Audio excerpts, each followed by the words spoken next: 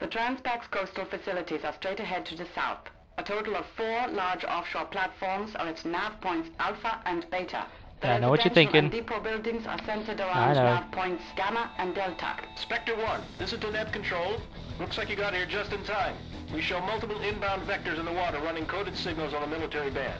Over. Roger, Deneb. Heading to Alpha for visual confirmation.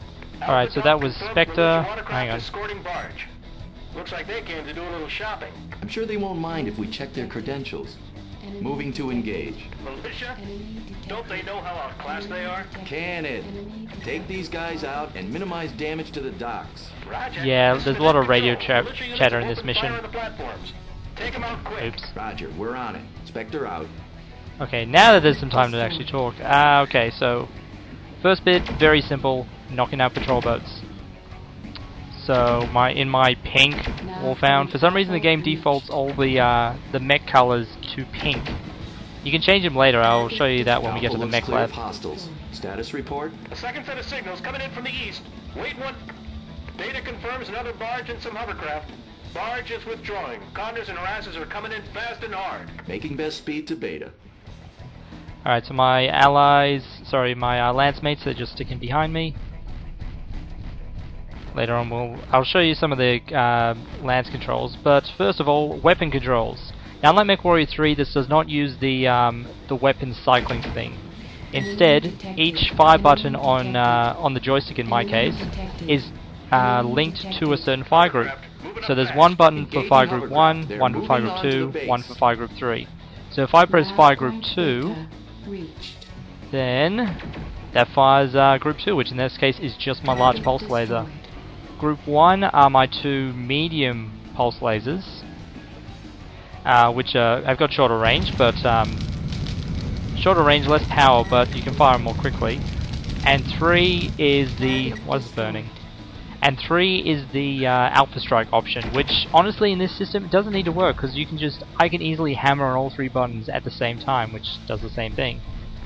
The advantage is this means you can pour a lot more fire onto an enemy more quickly than the Mechwarrior 3 system, which was press the fire button. Fuel tank, Spectre 1. That whole area is a powder keg waiting for a spark. Oh, this won't go badly. Spectre 1, be advised. SATCOM shows the destroyer Reynolds moving in from the task force. The carrier is launching night shades in support. ETA. Yeah, they're sending a warship against us. Hovercraft neutralized. This is the net control. Turret grid is at 80% efficiency. We can't handle the destroyer unsupported. Move your lance to intercept, Commander. Nope. Okay, Spectre Lance. Now we earn that check. And here comes the aerospace. So nightshades, which enemy aircraft heading our way. I don't know what you compare them to. Like an F-18, maybe. They're not a VTOL. I think the Peregrines are the Harriers. So, which I believe Peregrine and Harrier are pretty much the same word. And VTOLs aren't, especially the fast movers like those, they aren't easy to hit, which is where your lance mates come in handy, because they have supernatural aim against those fuckers. And what was I saying? Alright, so Mechwarrior 3, you had one button for cycling through the groups and one button for firing, which means that you could separate, up to a half dozen Get in close weapon groups. to the destroyer, and their turrets will have a hard time. The problem with this us. system is that yes, you can pour all the fire on really easy and just wherever you need it, but it's only really comfortable with 3 fire groups anymore, and I'm not sure, on my joystick at least, I'm not sure if I've got any free buttons for it. Anyway, so taking on a destroyer. It sounds scary, but it's not really. A destroyer is very heavily armored and armed. You can see just from the goddamn guns and missile racks. But it's such a large target and so ponderous. Against the mech, you just run around in circles, and yeah, there you go. Forget it. Excellent work, Commander. I'll upload our mission report to Mercnet and have new contract offers ready by the time you're out of refit. Affirmative, Control. Spectre 1 out. So that's Operation Run. Really easy. Transpax has verified mission success and released our payment from escrow. It is unlikely the naval militia will give up with just a bloody nose.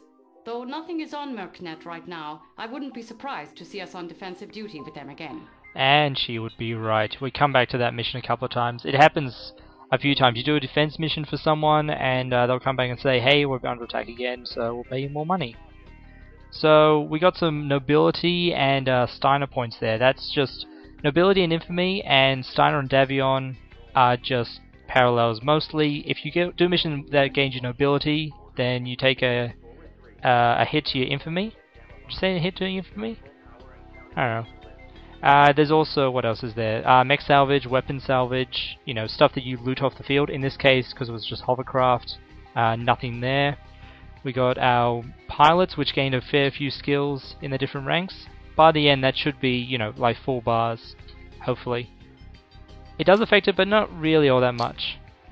And we got a nice little pay packet now, so we're up to 7.2 mil, which should be enough to buy a new mech, which is something I will go through the next time. And we got a new news thing, just about.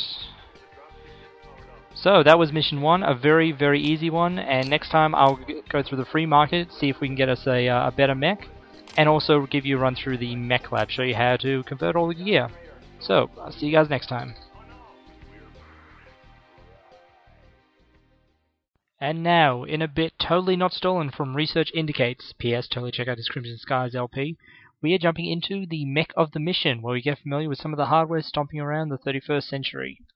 From Operation 1, we are looking at the Ark Royal Mechworks WLF-2 Wolfhound. It's a 35-ton light mech from the Federated Commonwealth. Originally designed in 3028 as the WLF-1, it was built to counter the Draconis Combine Panther. The Wolfhound was designed as a combat mech instead of a scout. Well armored, packing a good variety of lasers, it's capable of staying in a firefight much longer than its peers, although the reliance on only laser weapons means that careful heat management is a must. It gained a reputation as a dependable combat asset. The Wolfhound has been produced in a variety of models, the most popular being the Mark II built in 3052. It boasts double heat sinks for better heat management, and a single extended range large laser plus 4 medium lasers gives it superior firepower. The most famous Wolfhound, Grinner, was operated by Kellhound's founder Morgan Kell's son, Felon. He used Grinner exclusively during his time with the mercenary outfit until he was captured by Clan Wolf in 3049. The clan disassembled Grinner for study. However, after Felon was awarded warrior status within the clan, Khan Kerensky ordered it rebuilt with Kynatech, creating the Wolfhound 2C, which was not only better armed, but it also came with an ECM to improve combat performance. No copies of Grinner are known to exist, making this a truly unique war machine.